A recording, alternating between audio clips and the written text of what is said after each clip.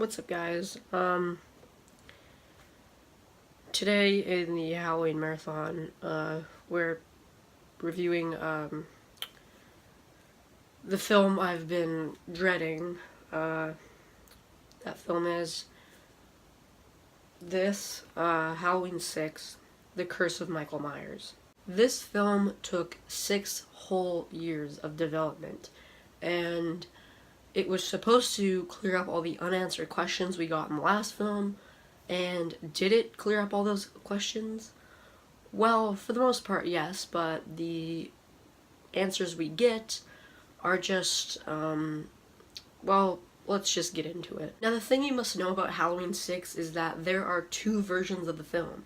There's the theatrical cut that was released in theaters, and then there's the producer's cut, which has been included in the box set they released recently. The producer's cut actually has several differences compared to the theatrical cut. For one, it explains a lot of the stuff the theatrical cut left unexplained, and it has a different ending. With that being said, I will be reviewing the producer's cut, but when I get to the ending, I will be explaining the differences that were in the theatrical cut and the producer's cut, and I'll explain the differences. So I will be reviewing the producer's cut mostly, but when I get to the ending, I'll explain the different endings. You got it? Good, let's get into it. So the film opens with Jamie having a baby.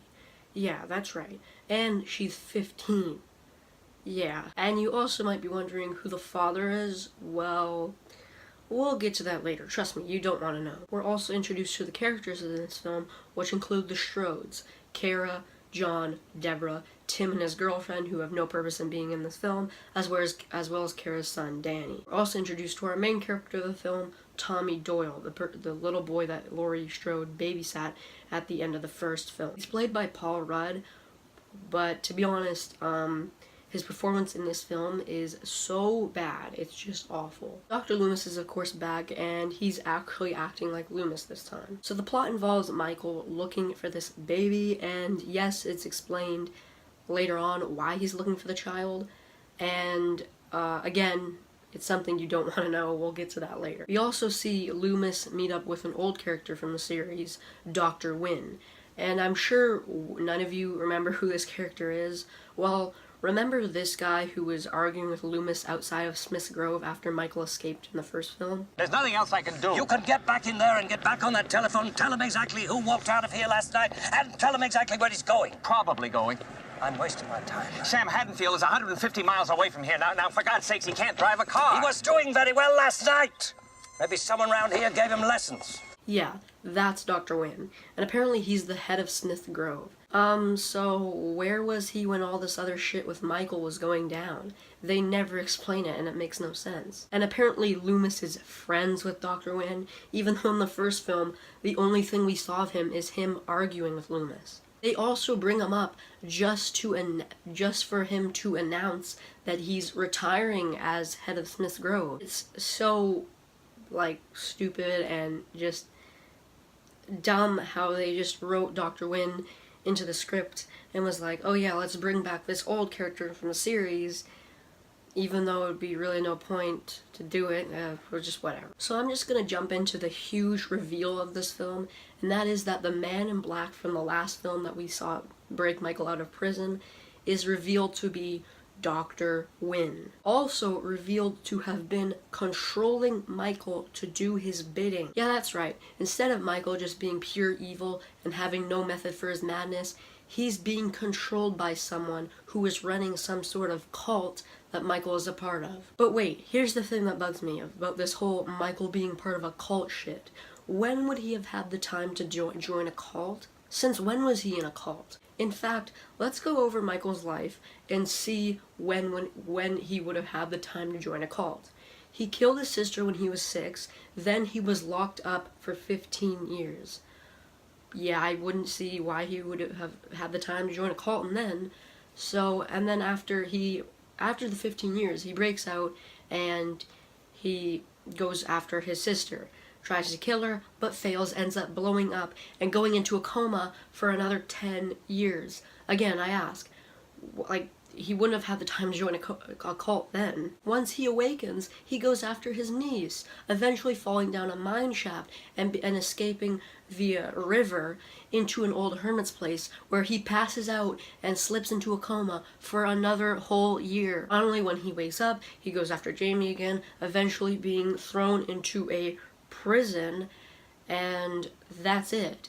Again, I ask, when would he have had the time to join a cult? And don't give me that excuse, oh, he probably did it between the events of 5 and 6, because we see at the end of Halloween 5 that Dr. Wynn knows of Michael beforehand and breaks him out of prison. Now, yeah, he probably would have done that to then have him join the cult, but even that's stupid because in this film, they treat it as if he's always been a part of it because it's this huge reveal. Anyway, I'm rambling, moving on. Now, it's also revealed, and brace yourself, because it's revealed that Jamie's child's father is Michael Myers. Yeah, Jamie's uncle. Michael impregnated his 15-year-old niece. Now, besides that disturbing detail, it also doesn't make a lot of sense considering the fact that in this film, Michael is revealed to be under a curse, and in order to pass it on to someone else, he has to kill his entire bloodline. So why did they make Jamie have a child? That's just adding to Michael's bloodline. Now eventually Tommy Doyle does this ritual that will apparently stop Michael by placing these stones on the floor and some of his blood, and it ends up working. It stops Michael completely, which makes absolutely no sense.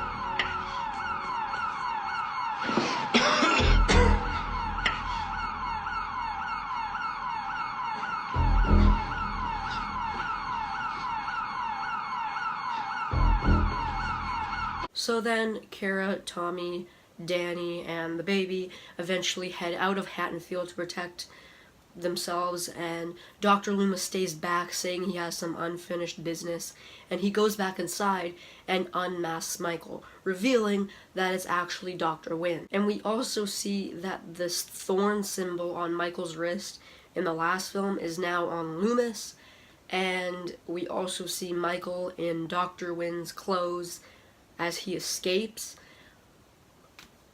I hope you're following this because none of this makes any sense. And that's how the producer's cut ends.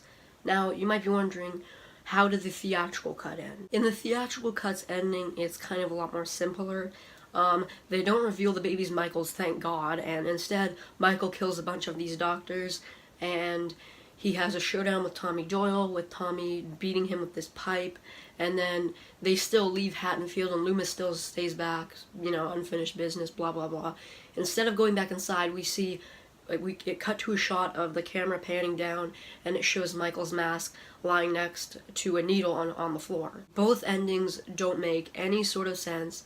It's extremely confusing. So from the awful characters, the extremely confusing plot, and the stupid revelations the film gives us, this is the worst film in the entire franchise. Now yes, many people say that Halloween Resurrection is the worst, and I'll admit that film's really bad, but I don't think it even comes close in comparison to this film. I mean, Halloween 6 is just a mess. It's awful. I mean, it takes the point of Michael Myers and just throws it out the window, to the point where Michael Myers isn't even scary anymore. And of course, I'm going to rate Halloween 6, The Curse of Michael Myers, a 2 out of 10. So, that was Halloween 6. It's a huge mess. I hate it. It's my least favorite film in the entire franchise. I don't know what else to say. This film is just so bad. But yeah, I finally got that review out, so I hope you guys enjoyed that. And yeah, Halloween H2O, 20 years later, will be next.